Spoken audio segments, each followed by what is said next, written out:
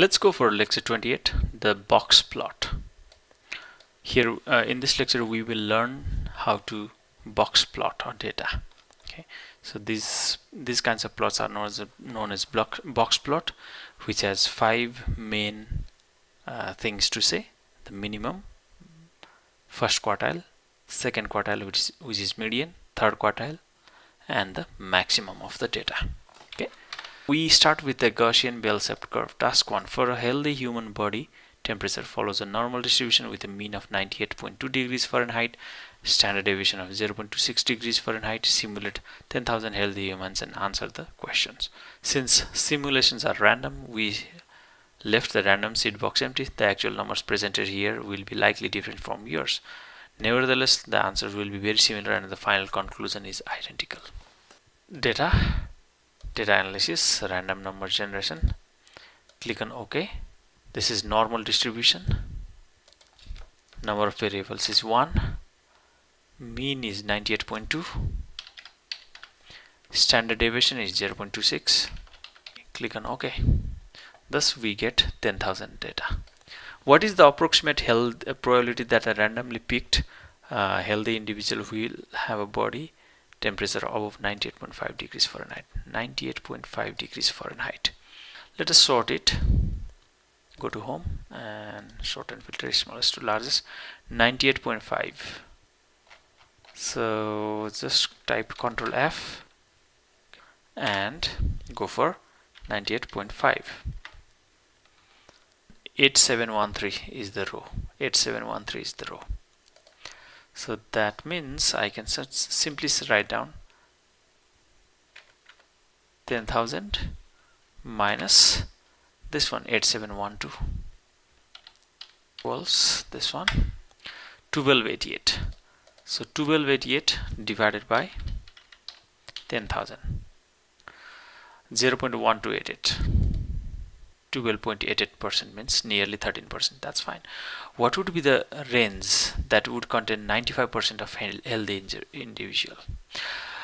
So since the distribution is normal and we know the average is 98.2 and standard deviation is 0.26, then 95% of data will lie in between these two things. Okay, so equals mean minus 2 times 0.26. so that's the lower limit, and the upper limit would be equals mean, which is 98.2, plus 2 times the standard deviation. So it will lie in between 97.68 98.72. Okay, so that's all. Non-Gaussian data. It is rather remarkable that just two easy to compute numbers, mean and standard deviation, are sufficient to completely describe a whole population of possibly thousands of individuals. The main reason for this fortunate behavior is the fact that large portion of data observed in nature indeed follows the normal distribution or Gaussian distribution. This is remarkable as well. For why would nature follow the normal distributions? Well, there are reasons for this, and they are very, very deep mathematical and interesting, but too involved for this type of introductory course. Nevertheless, we should also accept that quite often data collected in real life situation do not follow the bell curve. For instance, our earlier lab examples, the weight data was just like this. Okay, the tornado data was just like this. Computing the average and standard deviation for these two data files is very easy, and although these two numbers would provide valuable information, they would not be able to completely describe neither of the two data sets. Why not? Because their histograms do not follow the bell-shaped curve. We can conclude that the distribution is not Gaussian, and for this situation we have to use plan B. So the plan B is to go for box plot. Okay, so the box plot, roughly speaking,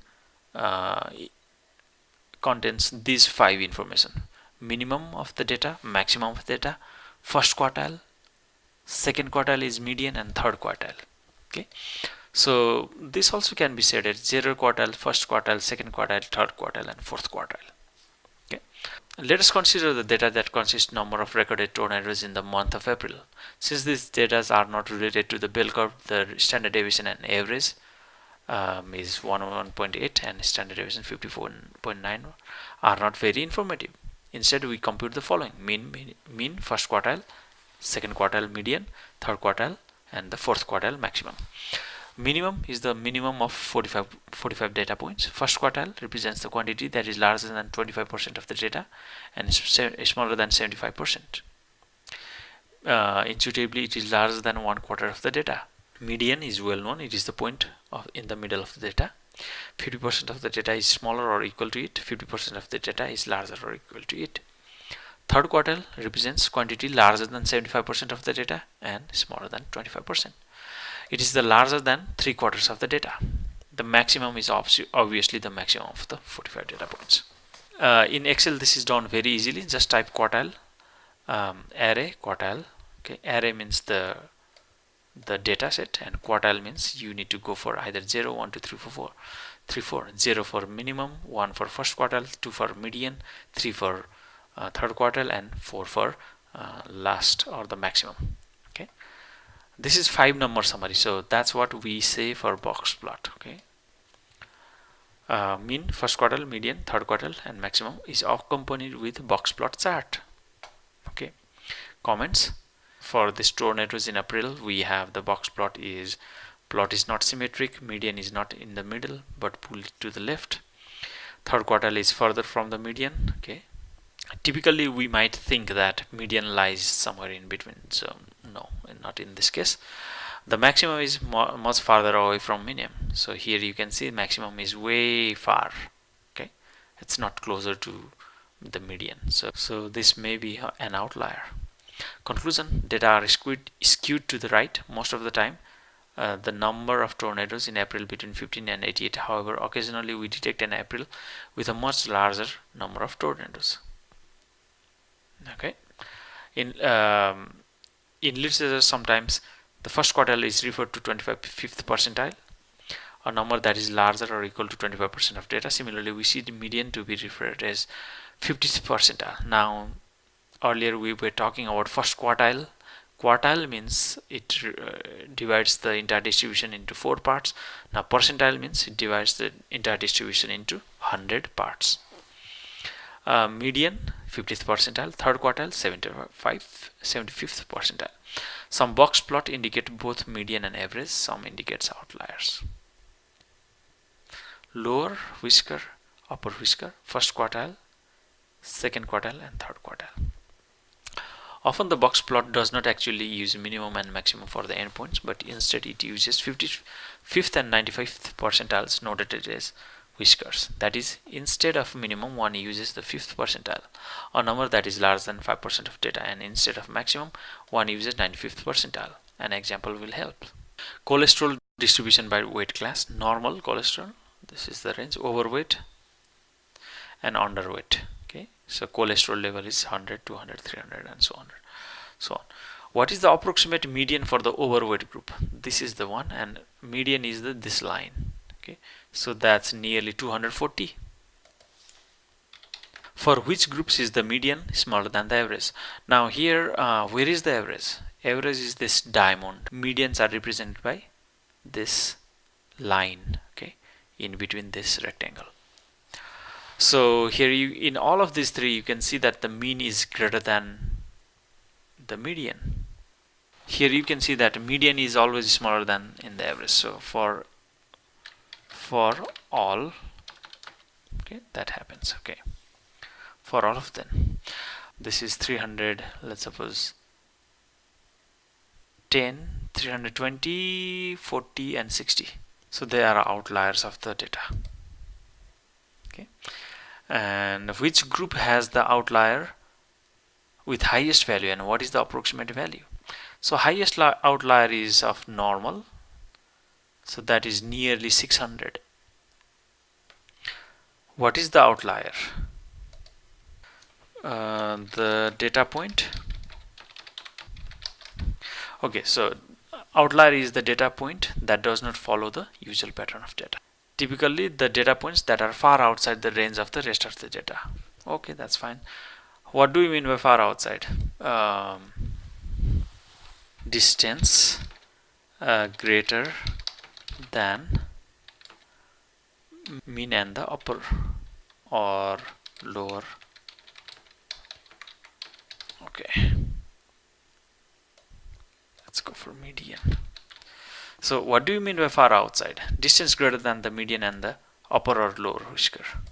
Okay, so yeah, we consider this one.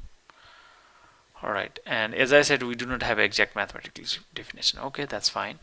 What is the approximate 95th percentile of the overweight group? Approximate 95th percentile of overweight group is 360.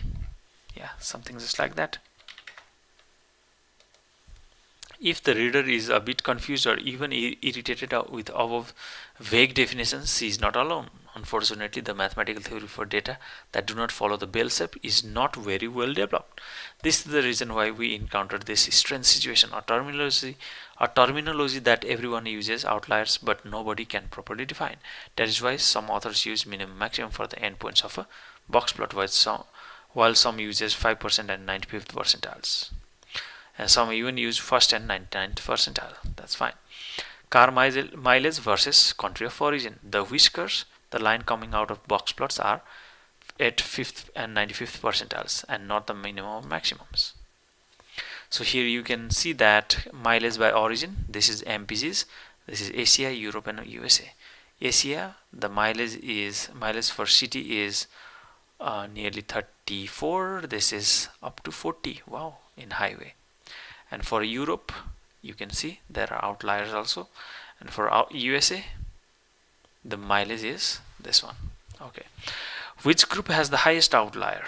The highest outlier is of course of Europe, that is nearly 50, 49 there. Okay, Europe city highway, and the mileage is nearly 49. Which two groups have the highest discrepancy between average and the median? So Asia city and USA city.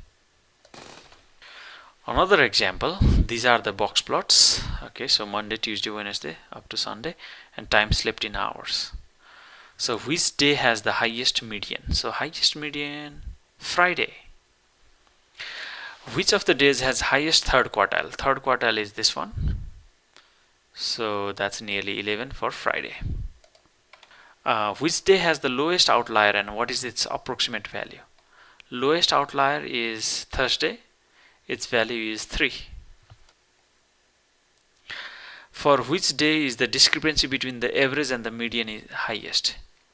Average and median the highest.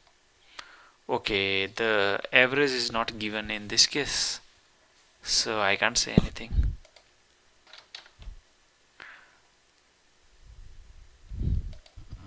Okay, so that's all for lecture 28.